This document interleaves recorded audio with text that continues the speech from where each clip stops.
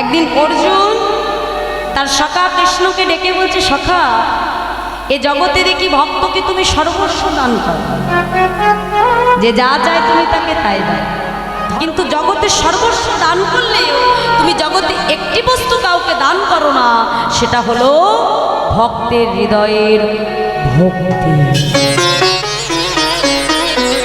ভালো করে দেখো বাবা, ভগবান এ জগতে সর্বস্ব আমাদেরকে দিলেও কিন্তু ভক্তি এত সহজে কারোর হৃদয় বাবা আসে না।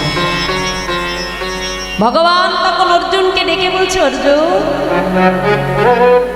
এ জগতে আমার কাছে যে মানুষ যা চায় আমি তাকে তাই দান করি, তো ভক্তি আমি কেন সহজে দিই না জানো অর্জুন? কারণ এ জগতে ভক্ত একমাত্র ভক্তির রজ্জু দ্বারাই আমাকে আবদ্ধ করে ফেলে। অর্জুন এ জগতে কোনো ভক্ত যদি একবার আমাকে ভালোবেসে দুফোঁটা নয়নে জল বরিশান করে যদি বলতে পারি, দয়াময় আজ যদি আমার বলতে যা কিছু আমি তোমার চরণে নিবেদন করে দিলাম, নারদ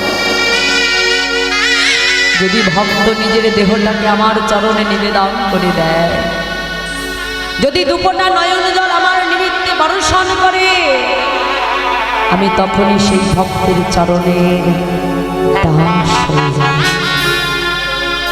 এ জগতে ভক্ত যদি আমাকে একটা ফুল দিয়ে ডাকে, আমি তার ডাকে সাড়া দিই। নারদ বলছে, প্রভু এ জগতে তোমার কোনো ভক্তের কাছে যদি ফুল না থাকে, সে তোমাকে কি দিয়ে ডাকবে? নারদ এ জগতে ভক্ত যদি আমাকে ভালোবাসে, এক গণ্ডুষ গঙ্গার জল দিয়ে আমাকে ডাকার মতো ডাকতে পারে,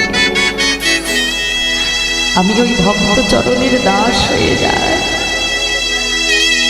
নারদ বলছে, প্রভু এ জগতে তোমার কোনো ভক্তের কাছে যদি তোমাকে দেবার মতো গঙ্গার জলও না থাকে,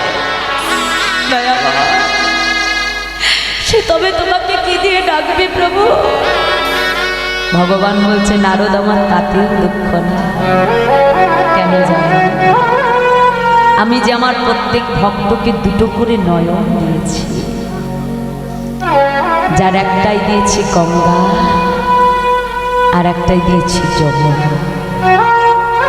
যদি ভক্ত নয়নের দুফোঁটা জল বরিশান করে যদি এই দেহটাকে আমার চরণে সমর্পণ করে দেয়, আমি জন্ম জন্মে সেই ভক্তের কাছে বাধা। ভগবানকে পাবার জন্য তো কোনো কিছু প্রয়োজন হয় না। ভগবানকে পাবার জন্য যেটা প্রয়োজন হয় সেটা হলো জীবের হৃদয়ের বিশুদ্ধ প্রেম ও ভক্তি। শাস্ত্রে বলছে বাবা, ভক্তি যার কৃষ্ণ তার সর্বশাস্ত্রে কর, আর ভক্তি না থাকিলে জীবের কৃষ্ণ দর্শনেই কিবা হয়। হৃদয়ে যদি আমার প্রেম ভক্তি না থাকে বাবা, সারাদিন যদি জপের মালা আর তিলক সেবা করে বসে থাকি, বদনে হরি বলি বাবা, হরির সামনে এলেও তুমি তাকে চিনতে পারবে না। ভগবানকে পাবার জন্য জাগতিক নয়নে তাকে চেনা যায় না বাবা। ভগবানকে দেখবার জন্য একটি নয়নের প্রয়োজন হয়, সেটা হলো ভক্তির নয়ন। ছোট্ট 9 বছরের পুত্র যার নাম ছিল রঘুনন্দন, মুকুন্দ কবিরাজ তার একমাত্র পুত্র রঘুনন্দন। এই মুকুন্দ কবিরাজ পেশায় ছিলেন একজন চিকিৎসক, মানে কবিরাজ। আগেকার দিনে কবিরাজ ছিল বাবা, এখনকার দিনে যেমন ডাক্তার, আগেকার দিনে কবিরাজ। তাই মুকুন্দ কবিরাজ একদিকে জানেন তার সেবিত বিগ্রহ গোপীনাথকে সেবা করে, আর একদিকে গ্রামের চিকিৎসা করে। তা একদিন কি হয়েছে, ওই মুকুন্দ কবিরাজ তার সেবিত বিগ্রহ গোপীনাথকে সেবা করছে।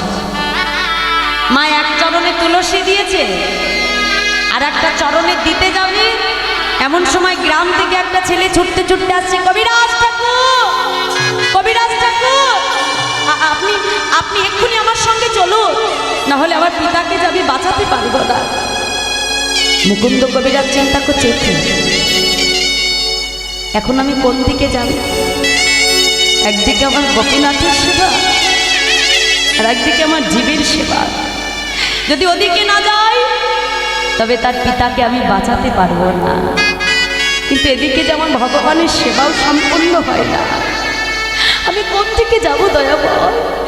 মুকুন্দ কবিরাজ বড় চিন্তায় পড়ে গেল। এমন সময় ওই ছোট্ট 8 বছরের পুত্র রঘুনন্দন ছুটতে ছুটতে বাবার কাছে এসে বলছে, ও বাবা, বাবা গো, তোমাকে দেখে এমন চিন্তিত লাগছে কেন? কি হয়েছে তোমার?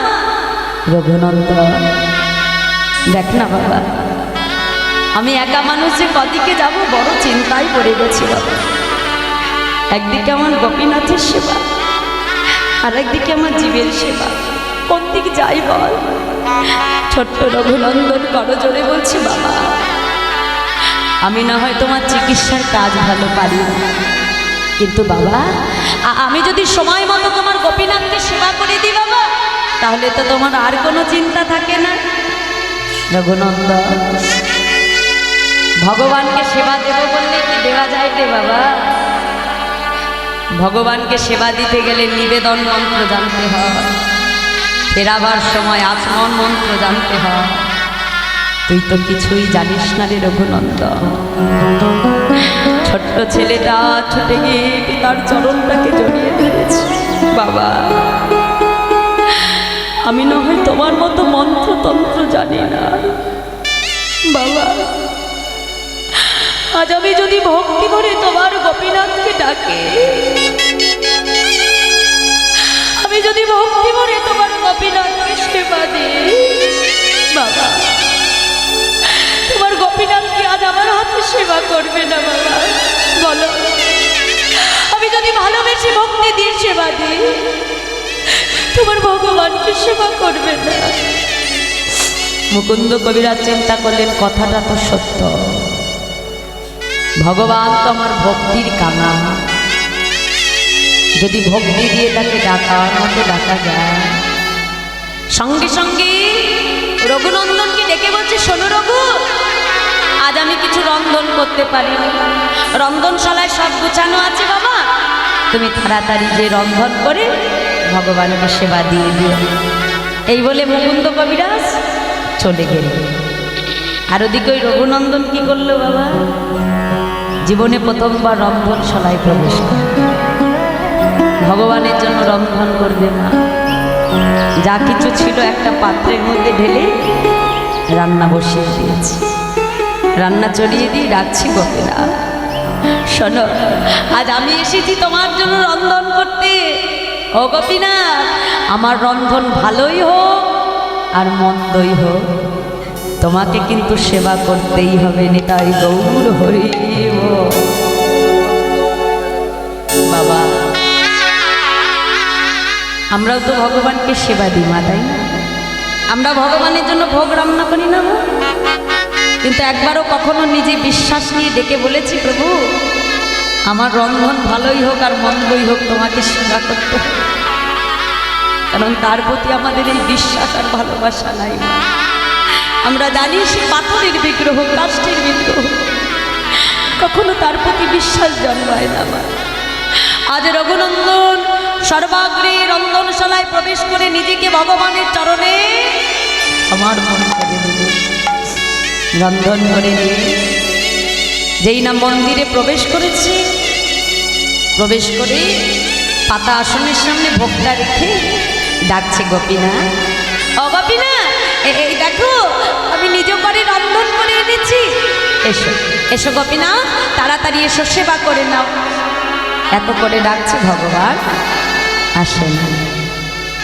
চারিদিকে ঘুরে ঘুরে ঘুরে ঘুরে দেখছে দরজাটা বন্ধ করতে ভুলে গেছে। দেখেছো কাণ্ড? আরে বাবা যখন তোমাকে সেবা দেয় প্রত্যেক দিন দেখি দরজাখানা বন্ধ করে দেয়। ও গোপীনাথ, দাঁড়া দাঁড়া, আমি এক্ষুনি আসছি। ছুটে গিয়ে দরজাখানা বন্ধ করে দিয়েছে। যেই না বন্ধ করে দিয়েছে, আবার ডাকছে, গোপীনাথ তাড়াতাড়ি এসো বলছি। আমার বড় ক্ষুধা পেয়েছে গোপীনা, তাড়াতাড়ি চলে এসো, বিলম্ব করো না। ভগবান আসছে। হঠাৎ দেখছে ভগবানের হাতে বাঁশি। দেখেছো কাণ্ড? আরে বাবা, বাঁশি থাকলে খাওয়া যায় নাকি? ও গোপীনা, দাঁড়াও দাঁড়াও। ছুটে গিয়ে ভগবানের হাত থেকে বাঁশিটা নামিয়ে দিল। গোপীনা, এবার তো তুমি এসো গোপীনা। দেখো বাবা তোমাকে প্রত্যেকদিন মন্ত্রে তন্ত্রে ডাকে, তুমি প্রত্যেকদিন বাবার হাতে সেবা করো গোপীনা। গোপীনা, আজ আমি তোমাকে মন্ত্রতন্ত্রে ডাকতে পারছি না বলে আজ তুমি কি আমার হাতে সেবা নেবে না গো গোপীনা? এসো বলছি, সারা দাও, সারা দাও গোপীনা, সারা দাও গোপীনা।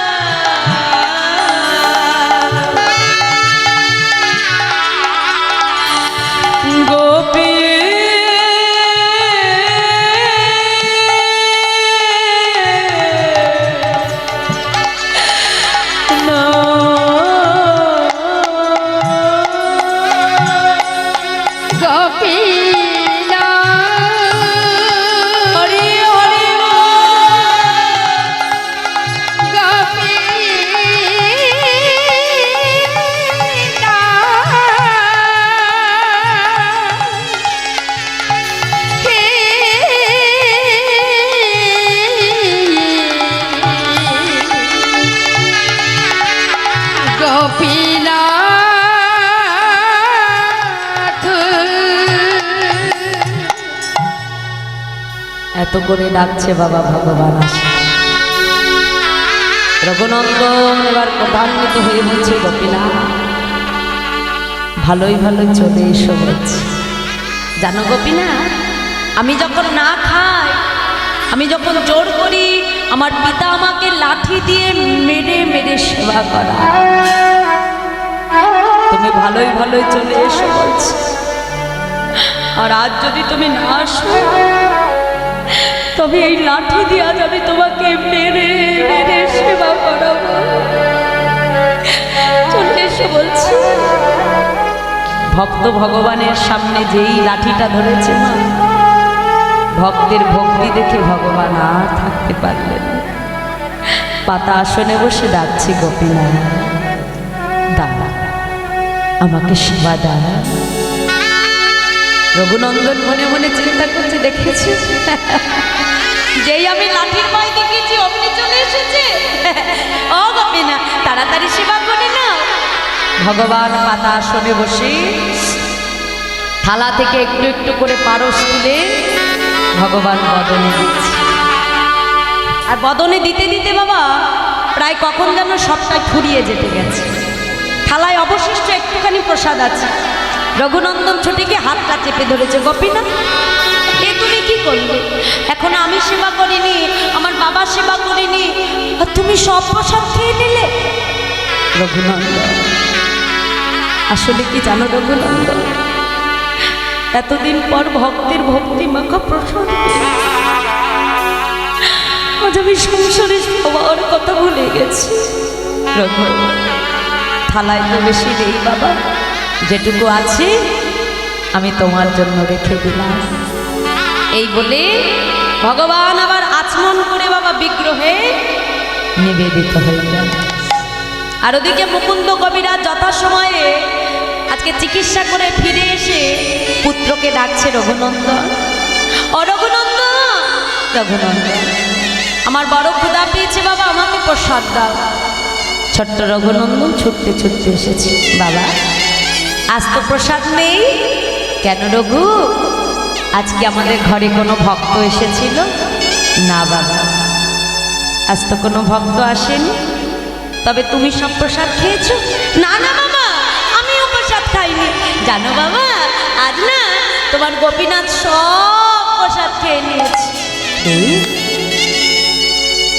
কি বললে রঘুনন্দন? মনে মনে চিন্তা করছি, বাবা এতদিন ধরে আমি সেবা দিই, আমার হাতে সেবা করে না, আর আজ আমি বাড়ি নেই, আজই সব প্রসাদ খেয়ে নিয়েছি। নিশ্চয়ই আমার সন্তান মিথ্যে কথা বলছে, কারণ মন্দিরের বিগ্রহ সে তো কখনো আমাকে ডেকে বলতে পারবে না যে মুকুন্দ আমি সেবা করিনি, তোমার ছেলে সেবা করেছে, কিংবা তোমার ছেলে সেবা করেনি আমি সেবা করেছি। সে তো মন্দিরের বিগ্রহ। ভাবনাটা দেখেছ? আমাদেরও সেবার ভাবনাটা ঠিক একই রকম থাকে।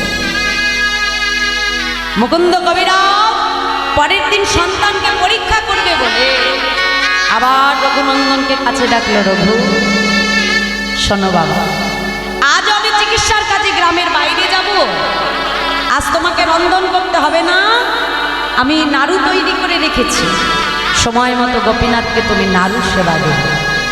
এই বলে ছেলেকে পরীক্ষা করবে বলে মন্দিরের পেছনে যে গাছের আড়ালে মুকুন্দ কবিরাজ লুকিয়ে আছে। যথাসময়ে ছোট্ট রঘুনন্দন থালায় করে নাড়ু সাজিয়ে দিয়ে মন্দিরে দরজাটা খুলে প্রবেশ করে ডাকছে, গোপীনাথ আজ কিন্তু আমি আর তোমাকে ডাকতে পারবো না গোপীনাথ, তুমি তাড়াতাড়ি চলে এসো। ভগবান আজকে এক মুহূর্ত বিলম্ব করবে। পাতা আসনে বসে বলছে, রঘু এই জগতে কোনো ভক্ত যদি আমায় ভক্তি দিয়ে ডাকে, এই জগতের কোনো ভক্ত যদি একবার আমাকে ভালোবেসে ডাকে রঘুনন্দন, আর ওই ডাক যদি একবার আমার কর্ণমূলে চলে যায়, জগতে সেই ভক্ত আমাকে ভুলে গেলেও আমি কখনো আমার ভক্তকে ভুলি না। তাই গৌর পাতা আসনে বসে একটা একটা করে নাড়ু তুলে বাবা বদনে দিচ্ছে, আর বদনে দিচ্ছে, আর ওদিকে ছোট্ট রঘুনন্দন চিন্তা করছে যে আজও আমি দাঁড়িয়ে থাকি আর আজও তুমি সব নাড়ু সেবা করো, এটা হতে দেব না। আজ তুমিও সেবা করবে, আমিও সেবা করব। এই বলে রঘুনন্দন কি করলেন, থালা থেকে একটা নাড়ু তুলে নিয়ে বদনে দিয়েছে, আর নিজের যেই ভালো লেগেছে মা এটো নাড়ুটা নিয়ে সঙ্গে সঙ্গে ভগবানের সামনে ধরেছে, ধরে বলছে, গোপীনাথ একবার খেয়ে দেখো, আমার পিতা ভালোবেসে তোমার জন্য কত সুন্দর নাড়ু করেছে, একবার সেবা করে দেখো না গোপীনাথ। ভক্তের ভক্তি দেখে ভগবান কাঁদছে। রঘুনন্দন চিন্তা করলো, নিশ্চয়ই আমার এটো নাড়ুটা ভগবানকে দিচ্ছি বলে হয়তো কাজ। একই গোপীনাথ, আমার এটো নাড়ুটা দিয়েছি বলে তুমি কাঁদছো? না প্রভু, আমার এটো নাড়ু তোমাকে খেতে হবে না, আমি দেব না, আমার এটো নাড়ু আমি তোমাকে দেব না গোপীনাথ, তুমি কেঁদো না, তোমার চোখের জল যে আমি সইতে পারি না গো গোপীনাথ। ভগবান বলছে, না রঘুনন্দন, আমার এটো নাড়ু তুমি আমাকে দিয়েছো বলে আমি কাঁদছি না। আমি কাঁদছি কেন জানো? তুমি যদি ভক্ত হয়ে তোমার এটো নাড়ুটা আমার বদনে তুলে দিতে পারো, আমি কি পারি না? ভগবান হয়ে আমার প্রসাদী নাড়ুটা তোমার বদনে তুলে দিতে। বেশ তো দয়াবান, আজ তবে তুমি আমাকে সেবা করাও আর আমি তোমাকে সেবা করাও। এই বলে ভগবান দিচ্ছে ভক্তের বদলে, আর ভক্ত দিচ্ছে ভগবানের বদলে। ভক্ত আর ভগবানের মধুর মিলন, মধুর। ওদিকে মুকুন্দ কবিরাজ মন্দিরের আড়ালে দাঁড়িয়ে চিন্তা করছে, কি আমি কি শুনছি? ভেতরে ভেতরে আমার রঘু ছাড়া আরেকটি কণ্ঠস্বর আমি শুনতে পাচ্ছি। কে আছে তবে মন্দিরে? ছুটে গিয়ে যেই মন্দিরের দরজায় মুষ্টাঘাত করল। ভগবান অর্ধনারু অবস্থায় বিগ্রহে নিবেদিত হয়ে ছুটে গিয়ে রঘুনন্দনকে ডেকে বলছে, রঘু বল, এই মন্দিরে তুই কার সাথে কথা বলছিলিস? বাবা কেন? ওই তো আমার গোপীনা, দেখো দেখো কত সুন্দর নাড়ু সেবা করছে বাবা। ভগবানের বড় ভালো লেগেছে তোমার নাড়ু। ও বাবা ওই দেখো দেখো কত সুন্দর নাড়ু সেবা করছে। কি গোপীনা, আমি তো দেখতে পাচ্ছি না। কোথায় আছে বল রঘু, কোথায় আমার গোপীনাথ? আমি তো দেখতে পাচ্ছি না। রঘুনন্দন ছুটে গিয়ে বলছি গোপীনাথ, আজ আমি তোমাকে দেখতে পাচ্ছি, কিন্তু আমার পিতা কেন তোমায় দেখতে পারে না দয়াময়? ভগবান বলছে রঘুনন্দন, তোমার পিতা এতদিন ধরে আমাকে সেবা করলে, আমাকে দেখবার জন্য যে নয়নের প্রয়োজন হয়, তোমার পিতার যে এখনো সে নয়ন হয় না। তোমার পিতা আমাকে এতদিন সেবা করেছে কাষ্ঠ পাথরের বিগ্রহ রূপে, কিন্তু তুমি আমাকে সেবা করেছ তোমার আপন জল থেকে। রঘু, এত সহজে যে আমি কাউকে দর্শন দিই না রঘু। প্রভু, তবে কি আজ আমার পিতা তোমাকে দর্শন করতে পারবে না? পারবে। যা যা, তুমি যে তোমার পিতাকে স্পর্শ করো, আজ তোমার মতো ভক্ত সন্তানের নয়ন দিয়ে তোমার পিতা আজ আমার দর্শন পাবে। তাই গৌর হরি বল হরি বল। তাই মাগো, বংশে একাধিক সন্তানের প্রয়োজন হয় না। যদি সন্তান হবার মতো একটি সন্তান তুমি জন্ম দিতে পারো, ওই একটি সন্তান যদি তুমি ভক্ত তৈরি করতে পারো না, জানবে যে ওই একটি সন্তানের দ্বারা তার পিতৃকুলের 21 পুরুষ উদ্ধার হয়ে যায় এক ভক্ত সন্তান। তাই সন্তান যদি করার মতো করতে পারো, এক ভক্ত সন্তান দ্বারাই ভগবানের কৃপা পাওয়া যায়। তাই বলছে, ভক্তি যার কৃষ্ণ তার সর্বশাস্ত্রে কয়, ভক্তি না থাকিলে জীবে কৃষ্ণ দর্শন। ভগবানকে পাবার জন্য জীবের হৃদয়ের শুধু প্রয়োজন প্রেম ও ভক্তি। আর সেই প্রেম ভক্তির চূড়ামণি ছিলেন আমার প্রেমময়ী রাধা। তাই প্রাণ গোবিন্দ আমার আজ রাধারানীর চরণটাকে নিজ উরুপরে রেখে, রাধারানীর চরণে নিজ করে আলতা দিয়ে নিজ নাম বাঁকা করে গোবিন্দ লিখে দিলেন, আমি রাধা দাস। তাই বলছে উরুপরে লেখাই মৃগমদ চিত্রকোপাত। তাই আজ রাধারানীকে নিজের মনের মতো করে গোবিন্দ আমার সাজিয়ে দিলেন। এবার দুজনকে সাজিয়ে দিলেন মা।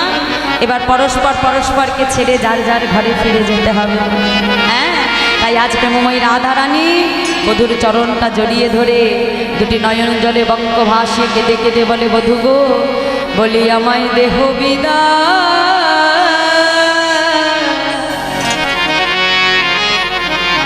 আমায় দেহ বিদায়। দেখো হরি হরি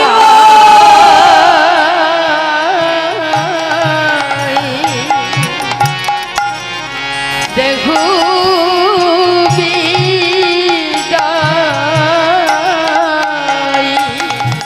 আমার প্রাণ রইল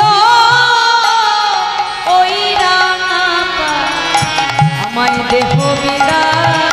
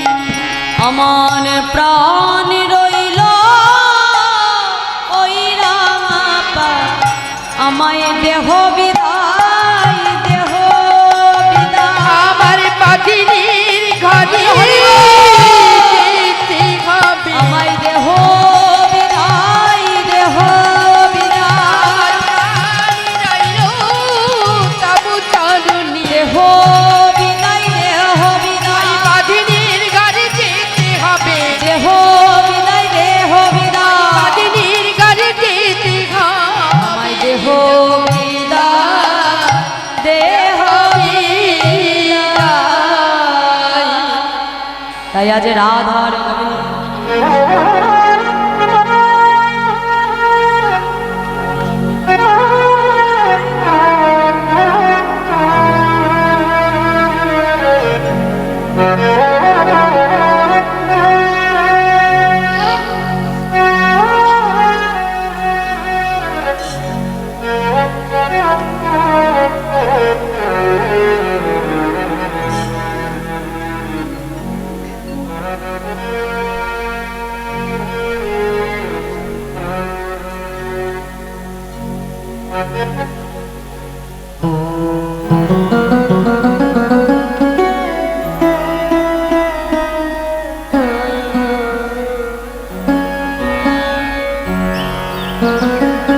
জলাধি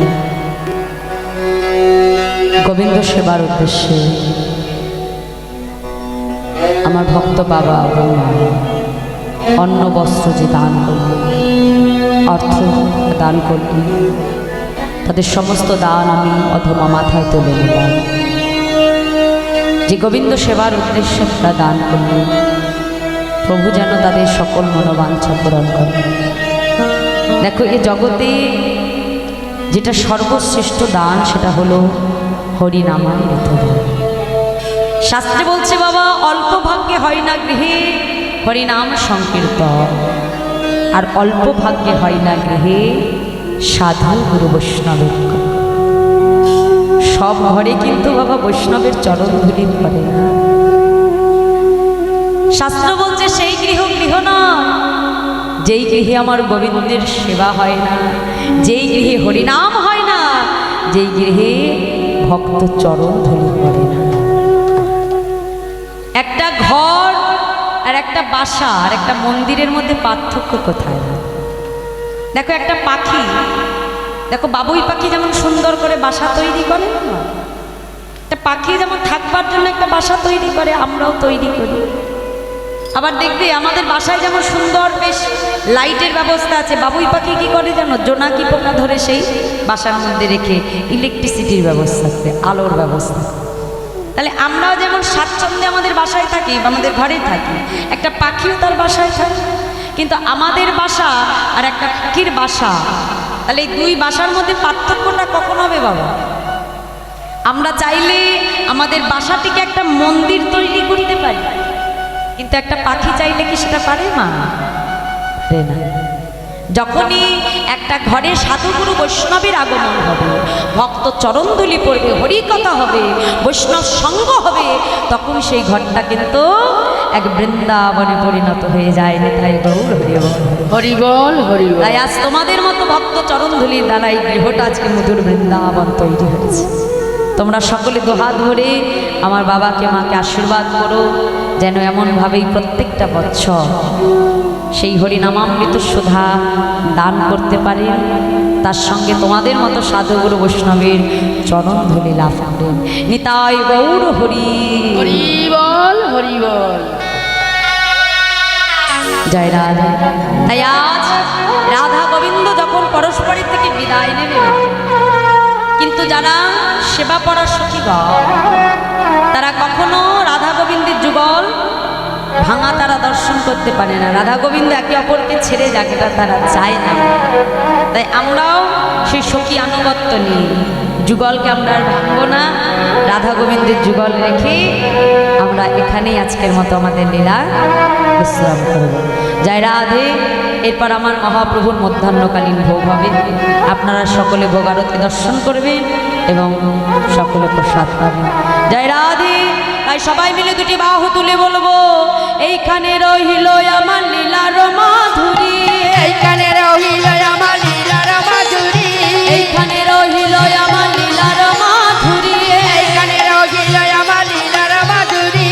প্রেমানন্দে বদন ভরে বলো হরি হরে প্রেমানন্দে বদন ভরে বলো হরি হরি, প্রেমানন্দে বদন ভরে বলো হরি হরি, প্রেমানন্দে বদন ভরে বলো হরি হরি। জয় সচিনন্দন জয় গৌর হরি, জয় সচিনন্দন জয় গৌর হরি, জয় সচিনন্দন জয় গৌর হরি, জয় সচিনন্দন জয় গৌর হরি। বিষ্ণু প্রিয়ার প্রাণবধূ আনন্দে আবে হরি, বিষ্ণুপ্রিয়া প্রাণ বধুয়া নদিয়া বিহারী আজ বিষ্ণু প্রিয়ার প্রাণ বধুয়া নদিয়া বিহারী প্রাণ বধুয়া